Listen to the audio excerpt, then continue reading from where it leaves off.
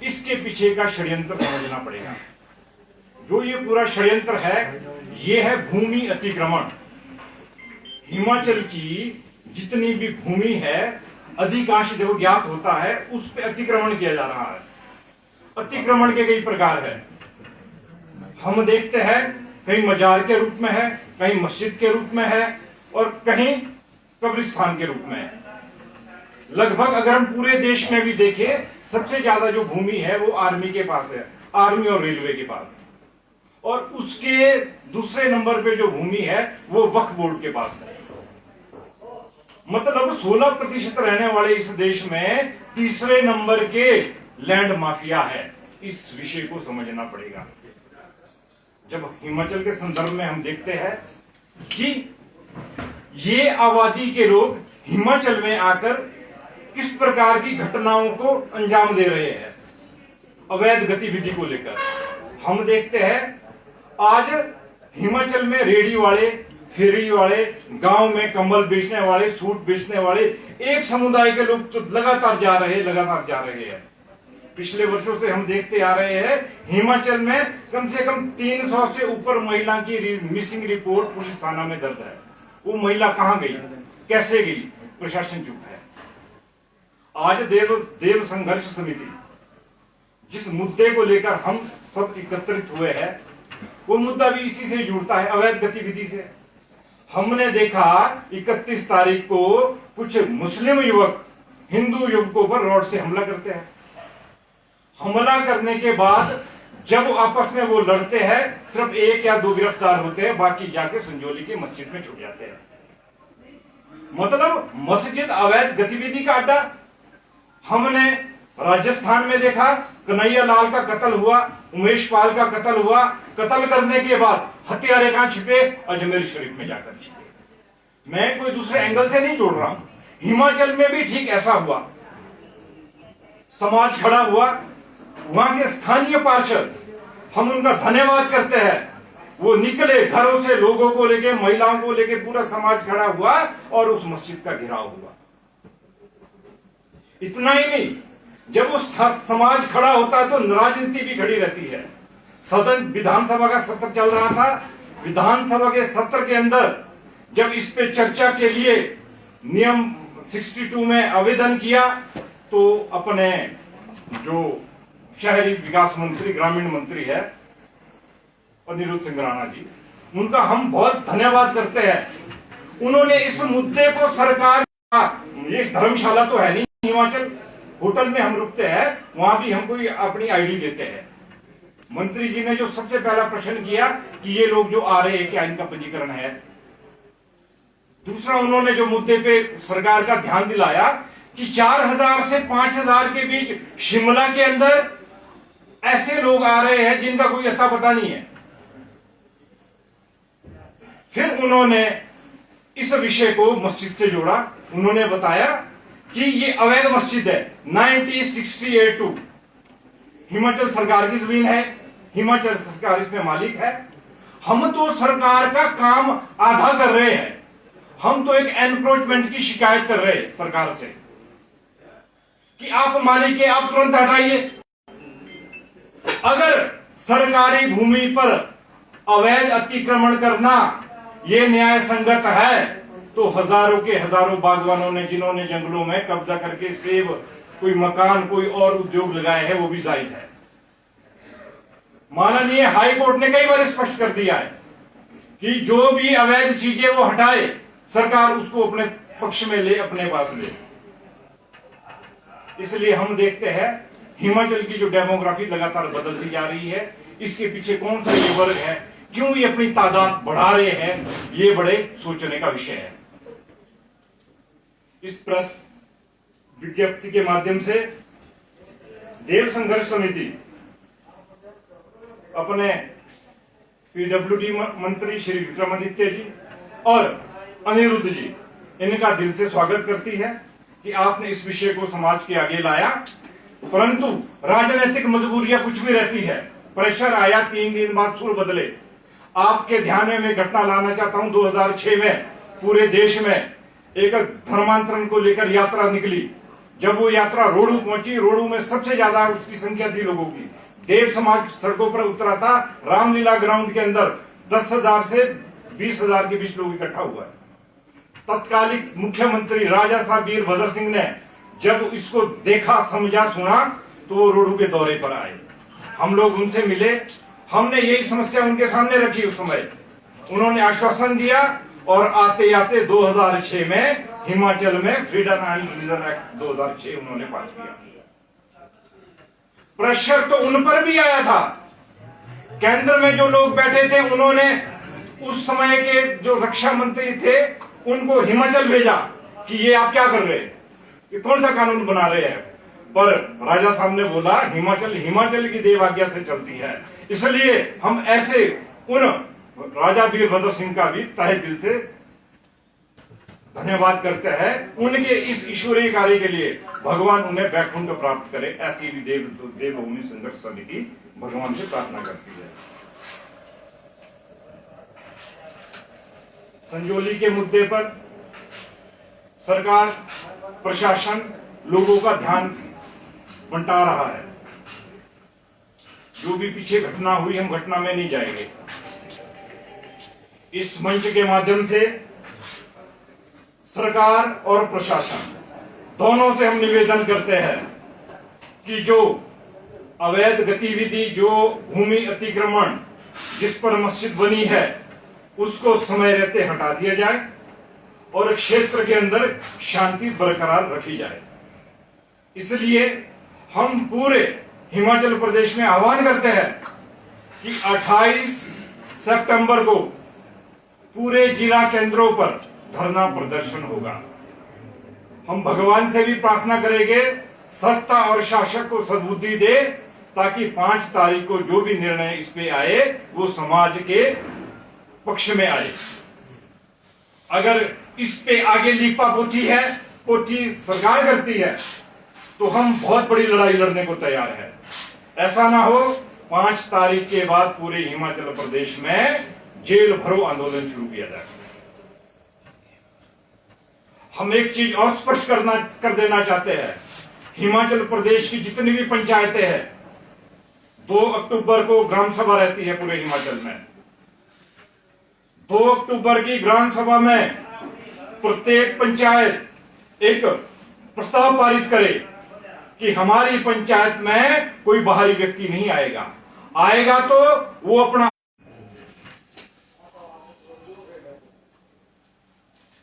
एक चीज सामने मिली है कि इतिहास भी गवाह है, देव दानव युद्ध सदा चला है। अभी भी देवभूमि संघर्ष समिति अपनी जो ये स्वतंत्र की लड़ाई है, लोगों की कानूनी लड़ाई है, इसमें अपनी सिर्फ एक वादी की भूमिका निभा रही है। कुछ लोग सद्भावना रैली की बात कर रहे हैं, नहीं जी इनको रहने दो। अरे अगर इस मस्जिद को रहने दो, जो लोगों ने इलीगल कंस्ट्रक्शन किया है, छज्जे बाहर किए हैं, उनको भी रहने दो। ये भूमि किसी के बाप की नहीं है, इस भूमि पर प्रत्येक हिमाचली का अधिकार है। और कुछ लोग 2 वर्ष पहले क्या दुहाई दे रहे थे ठेव के अंदर, नहीं जी हमें सद्भावना चाहिए, हमें भी सद्भावना चाहिए, हम भी उसके वाहक है। हम सिर्फ इतना उनसे निवेदन करते हैं, जो ये अवैध निर्माण संजौली के अंदर हो रहा है, आप सब लोग इस समिति का साथ दीजिए, इस समाज का साथ दीजिए। गतिविधि है हिमाचल में जो अवैध निर्माण है, उसको हम हटाएं। और इस समिति का मैं कुछ परिचय आपसे करवाना चाहता हूं। देवभूमि संघर्ष समिति हिमाचल प्रदेश, मार्गदर्शक मंडल स्वामी योगानंद जी महाराज, स्वामी दयानंद सरस्वती, स्वामी तन्मयानंद जी महाराज, साध्वी गार्गी भारती, ये मार्गदर्शक मंडल में है। संरक्षक ब्रिगेडियर CL जसवाल जी सेवानिवृत्त, कर्नल दौलत सिंह सेवानिवृत्त, ये इस समिति के संरक्षक हैं। संयोजक भारत भूषण, मैं बीच में बैठा हूं। सह संयोजक श्री विजय शर्मा जी अस्वस्थ है, इसलिए वो आज आ नहीं सके। श्री मदन ठाकुर जी मेरी दाईं ओर बैठे हैं, सचिव विजेंद्र पाल सिंह जी, सह सचिव विश्वमोहन जोशी जी, कार्यालय in charge Madan Thakur ji, media in charge Anil Thakur ji, social media in charge निशान ठाकुर जी, महिला प्रमुख रीता गोस्वामी जी, सह महिला प्रमुख मेरी बाईं ओर बैठे हैं बबीता नरहेग जी, इंदु शर्मा जी, अनीता ठाकुर जी, निशा जी। और इसमें सदस्य 8 सदस्य हैं।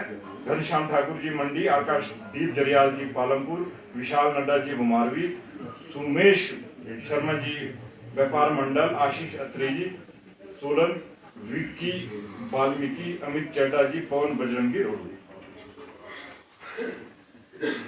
अगर आपको इस विषय में कोई बातचीत करनी है तो आप लोग कर सकते हैं।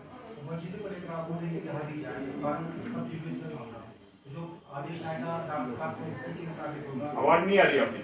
मामला अभी सब जुडिशियल है, जो आदेश बार-बार डिमांड कर रहे हैं, कानून के बाहर चाहते हैं कि बाहर से उसे जांच समझ नहीं आ रही, आगे आना पड़ेगा। सॉरी।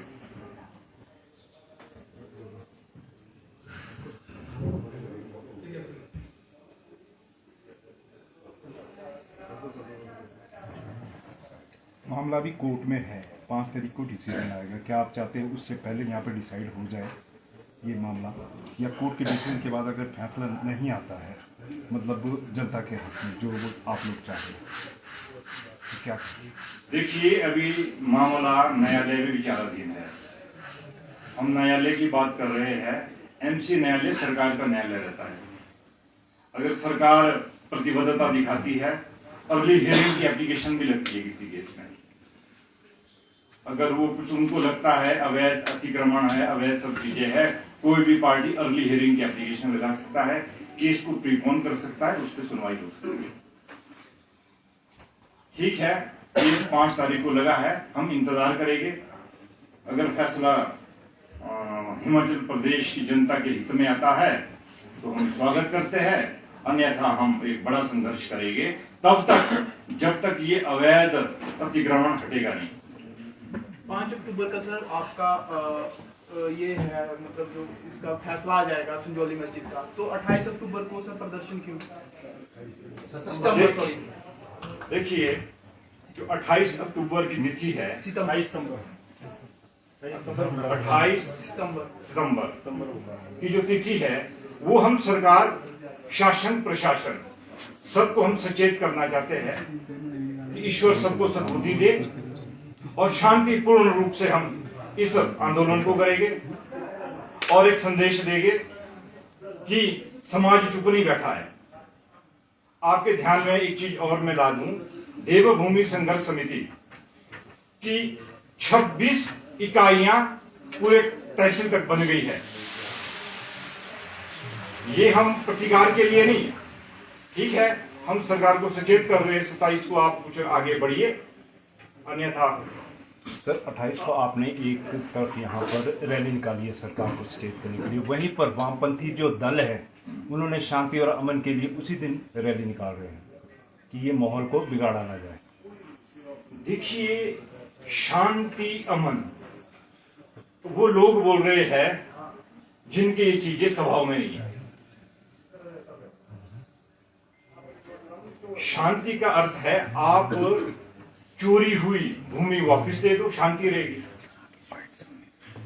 जो हिमाचल सरकार की भूमि चोरी की गई है, उस भूमि को सरकार को लौटा दो, तो अमन और शांति है। अगर इसका आधार यह है कि जो सरकार की भूमि है उसको हम नहीं देंगे, उस पर हम वही आंदोलन खड़ा करेंगे, ये स्वीकार्य नहीं। इसका उत्तर समाज देगा।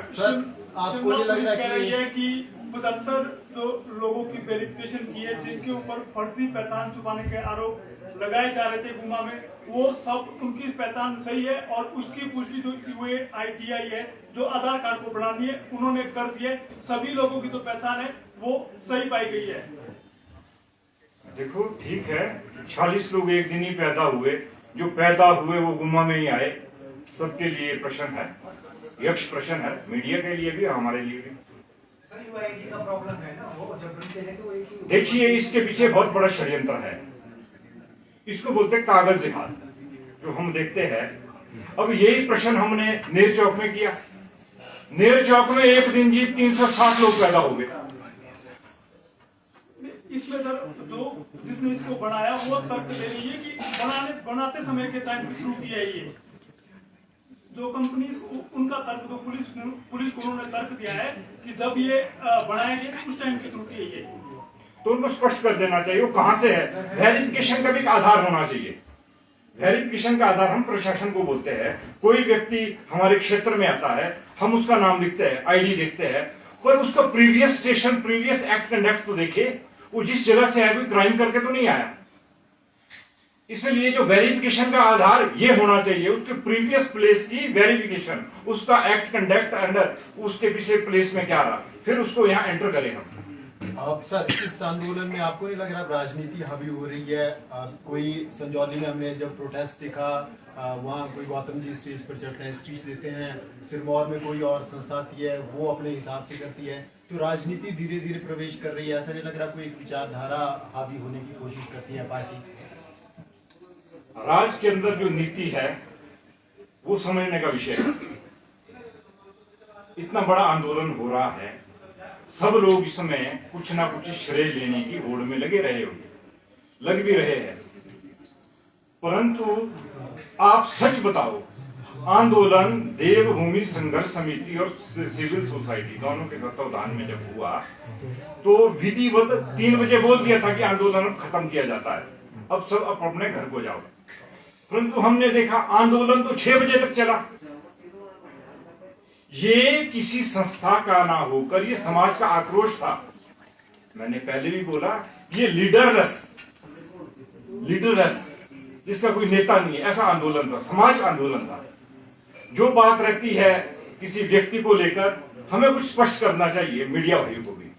ये मीडिया का दायित्व है कि हम जब किसी व्यक्ति की बाइट लेते हैं, उस व्यक्ति के बारे में हमें पूरी जानकारी हो, ये किस संगठन का है, इसके पास क्या दायित्व है, ये क्या क्या है। हमने देखा कि 11 तारीख के दिन 10 बजे कोई बाइट आती है, किसी संगठन के अध्यक्ष गिरफ्तार, उनके पास तो दायित्व उस संगठन का नहीं है। कोई कहते हैं कोई दूसरा विश्व हिंदू परिषद के वो गिरफ्तार, वो दायित्व किसी के पास नहीं है। इसलिए जब हम किसी की बाइट लेते हैं, मीडिया का धर्म भी है उसकी वेरिफिकेशन करो, वो किस मंच से है, किस संगठन से है, फिर उसको हम अपनी खबर बनाएं। वरना नेशनल मीडिया ने भी उस दिन बहुत बड़ी गलती की है, हम सब ने देखा है।